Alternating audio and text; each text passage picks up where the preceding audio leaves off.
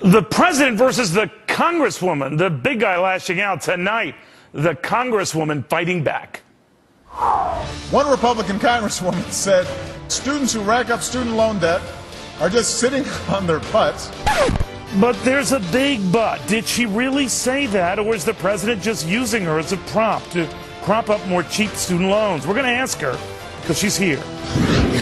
Then Apple stock soaring, its business booming. That's the headline, but read the fine print, and you're going to find maybe things ain't that fine for the entire economy. Also, by my math, we have lost more the more we rescue. I warned you, bail them out, everyone will pay up and will never dig out.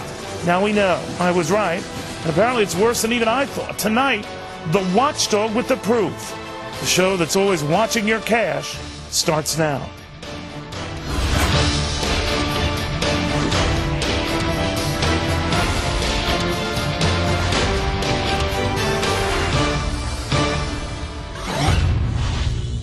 Well, you don't need to be a math major to add it up. College debt is piling up, and maybe that is why the White House is so fired up. Welcome, everybody. Glad to have you. I'm Neil Cavuto. President Obama today continues his push to keep interest rates for students down and calling one Congresswoman out.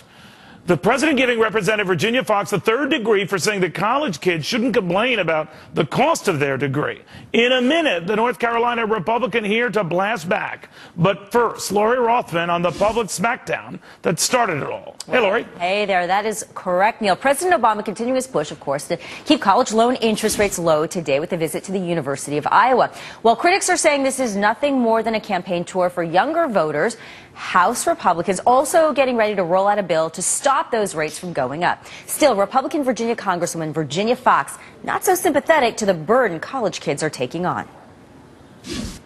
I have very little tolerance for people who tell me that they graduate with $200,000 of debt or even $80,000 of debt because there's no reason for that. We live in an opportunity society, and people are forgetting that. You don't sit on your butt and have it dumped in your lap. Okay, President Obama all but mocking the Congresswoman's comments, and the crowd at the University of North Carolina yesterday eating it up. She said she had very little tolerance for people who tell me they graduate with debt because there's no reason for that. I'm just quoting here. I'm just quoting. She said students who rack up student loan debt are just sitting on their butts, having opportunity dumped in your lap. Can you imagine saying something like that? Well, all those low rates creating a flood of cash in the system, but critics of the college debt load say the easy money lets students make bad business decisions, if you will. Don't borrow $100,000 if you plan on majoring in something like Scandinavian literature. Other ways to stop the bubble: stop the government from backing these loans and forgive them in bankruptcy. So banks won't be too thrilled, of course, with that plan, but can this fragile economy really handle another meltdown? It's like the subprime mortgage crisis all over again. That's the problem with Scandinavian literature. All right, Lori, thank you very much. Amazing, huh? Well, Republican Congresswoman Virginia Foxx responding for the first time on national TV. Congresswoman, now he didn't mention you by name, but he was talking about you. Now, we heard your remarks earlier. That's not what you said, but he made it very clear to this crowd, or wanted to, that's what he said you said. How do you feel about this? Well, Neil, thank you very much for having me on, and a special thanks for playing my comments and what the president said. Your audience can draw its own conclusions. What the president's doing, I think, is doing everything possible to deflect from his failed policies and the failures of his administration. Obviously, the cost of college and universities is going up and up and up. I'd like to see those costs come down. But we're not going to solve this problem with the president simply casting stones. We need to work together to solve the problems that our students are facing and that our economy is facing. And we should be doing that. You know, the president had no plan for this in his own budget. He didn't make a proposal for it. And the other thing that's a bit misleading about this, Neil, is that any change in the interest rate will only affect those students who borrow next year. It won't be, or this coming year, it won't affect the 36 million students who already have loans.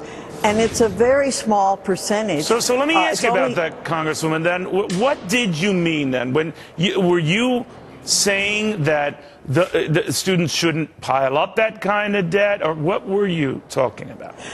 Well, Neil, I got an undergraduate degree, a master's degree, and a doctoral degree without borrowing any federal money at all. And I know that it's possible to do that. I worked and went to school at the same time. I think we've raised the cost of college way too high.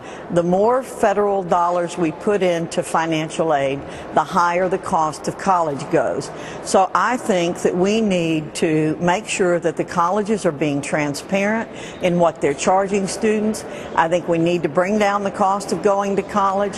But I also think that students need to be well aware of the commitments that they're making and be a lot more careful about those commitments.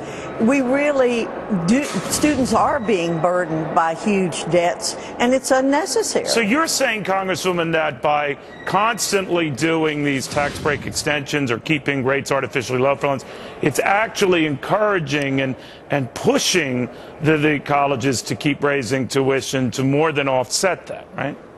That's exactly right. So then how do you feel? So I guess my follow-up there, ma'am, is how do you feel about Mitt Romney saying he would be for this extension? I know he says it should be paid for, but this extension to keep the rates from doubling here, would you be against that? Because there's going to be a vote in the House on Friday on this very issue. Well, actually, I'm going to the Rules Committee in just a few minutes myself, Neil. Because we're going to have the rule and the bill brought to the Rules Committee. Let's be clear about this, Neil. The Democrats created a mess when they did this. Republicans warned them this was a mistake to do this, and they wouldn't listen to us. We knew the chickens would come home to roost. What we have to do is have a long-term solution to this problem, and Republicans are working on that. Sorry to jump on you again, but when Mitt Romney says, go ahead and extend it another year, some conservatives in your party, Congresswoman, have said, no, this is a bad signal you're sending, Mitt Romney. What do you say? Well, you know, there may be a way to pay for this that will bring us a good solution to it. I'll be looking at the bill and seeing where we're going with this, because the Speaker and the Majority Leader are working very hard to solve this problem, and we need to solve it. But our country, as you've said so many times, Neil, I watch you a lot, we have a real problem on our hands. The federal government has set the tone for borrowing and being irresponsible in our borrowing. We need to change that tone in this country and bring responsibility. The federal government needs to be a role model for everybody in the country, and that's the way we're going to do it. Republicans want a chance to have a long-term solution, and we're working for that. Congresswoman, thank you very much. We thought it was fair for people to hear your full remarks on that, showing where you were coming from. I don't think you've been given a fair shot in the media on that. But Congresswoman, thank you very much. Thanks, Neil. Let's do a whole show on this. It's a complicated issue, needs a lot more explanation. Well, I'm not going to do a whole show on it, but it's a good idea. All right, in the meantime.